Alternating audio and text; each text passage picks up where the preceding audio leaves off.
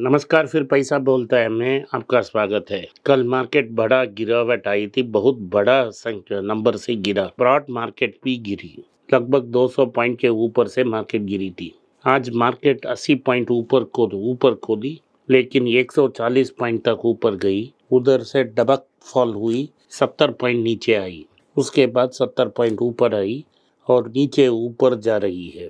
Bank Nifty market खोलने के समय 268 पॉइंट्स ऊपर खोली, उधर से नीचे नेगेटिव आई, अब फ्लैट ट्रेड हो रही है। आज भी मार्केट ऊपर नीचे जाएगी। एफआईआईज बेच रहे हैं, म्यूचुअल फंड्स और डोमेस्टिक इंस्टीट्यूशंस खरीद रहे हैं। गोल्ड 22 कैरेट गोल्ड 6,730 रुपया पे ट्रेड कर रही है। आप गोल्ड जरूर खरीदें। इंटरनेशनल न्यूज से पहले शुरू करते हैं। जीडीपी पहले अमेरिका की ग्रोथ रेट फर्स्ट क्वार्टर की कम थी। पहले सोचते थे कि 1.6% ग्रो हुई थी, अब मिला के 1.3% ग्रो कर रही है, यही अनुमान है। और Q4 की जीडीपी 3.4% तक बढ़ाई गई। कोर ग्रोथ अभी तक सेफ है, अब तक लगभग 2.5% ग्रो कर रही है। तो सेकेंड क्वार्टर में भी पॉजिटिव ग्रोथ होगा। वैसे ही इकोनॉमिक्स की फोरकास्ट है कि अमेरिकन इकोनॉमी सेकेंड क्वार्टर में भी पॉजिटिव ग्रोथ होगी। आज रात अमेरिका में पर्सनल कंजम्पशन एक्सपेंडिचर की एस्टिमेट आएगी। ये प्रिफर्ड गेज है फेडरल रिजर्व की माप करने के लिए क्या इन्फ्लेशन नीचे आ रही है या ऊपर जा रही है। एस्टिमेट ये है कि वो जेंटली नीचे आएगी। तो जून में कोई रेट कट की संभावना नहीं है। शायद सितंबर में हो सकता है कि रेट कट हो जाए। अगर वो मिस होती है तो नवंबर में ही एक रेट कट आ सकती है। सो 3 रेट कट नहीं आएगी। अभी जो 5.25 से 5.5% तक है मार्केट इंटरेस्ट रेट, वो अगर एक बार काटते हैं तो उससे बहुत 5 to 5.25 तक जाएगा।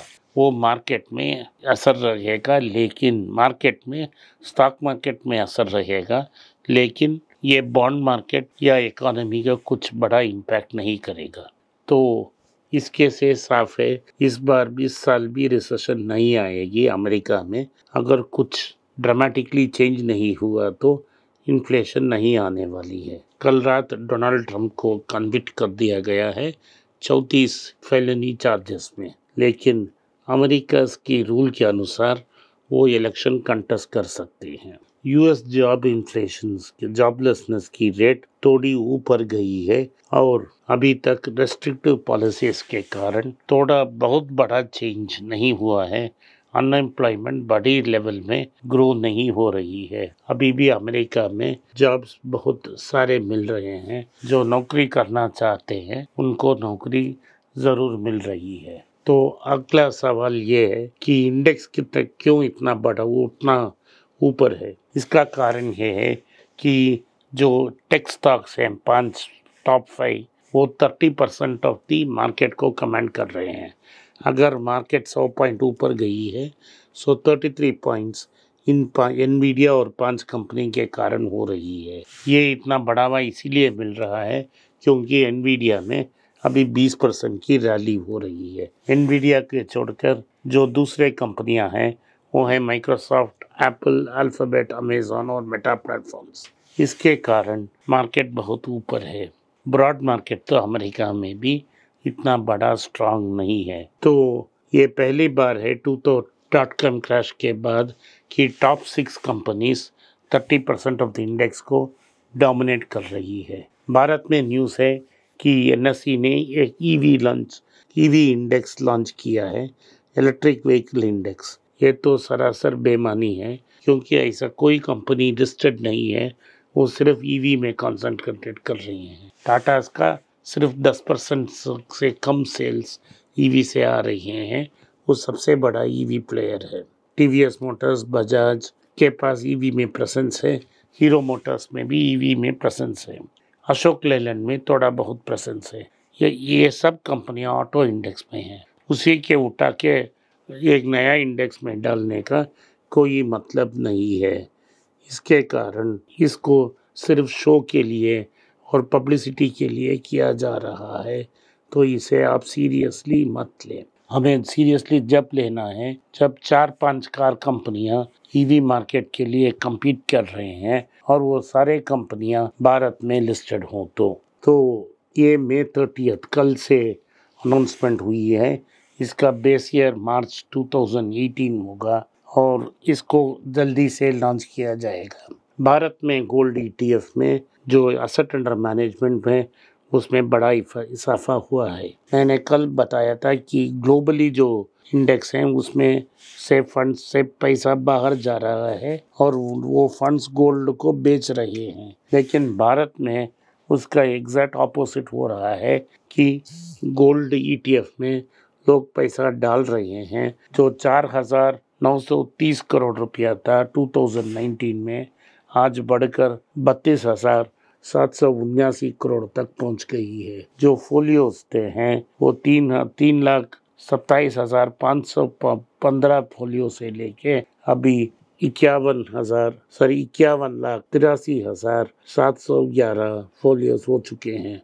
तो गोल्ड स्कीम्स जो हैं वो पहले 12 गोल्ड स्कीम्स थे, अभी देर पर 17% की गोल्ड स्कीम्स हैं। गोल्ड ईटीएफ एक साल में 18% की राइस हुई है। तो गोल्ड ईटीएफ को पर सेबी की टाइट रेगुलेशन है, तो वो एक सेफ इन्वेस्टमेंट का अपील उसमें ज़्यादा है। तो इंडिया में गोल्ड 2019 से आज तक 15.27% इंक्रीज हुआ है। तो 2014 से इस पिछले 10 साल में एब्सोल्यूट टर्म्स में 140% इंक्रीज हुआ है गोल्ड, और CAGR के टर्म्स में 9% इम्प्रूव हो रही है। तो इससे शायद क्लियरली आपको पता लगा देते हैं कि गोल्ड का डिमांड बहुत ज़्यादा है और जो दाम गोल्ड का बढ़ा है उसमें इंडियन रुपी की डिप्रिसिएशन 38% कंट्रीब्यूट कर रही है। अगर गोल्ड 214 से 100 रुपया ऊपर गया है उसमें से 38 रुपया रुपी डिप्रिसिएशन के कारण ही नीचे आया है। IDFC फर्स्ट बैंक ने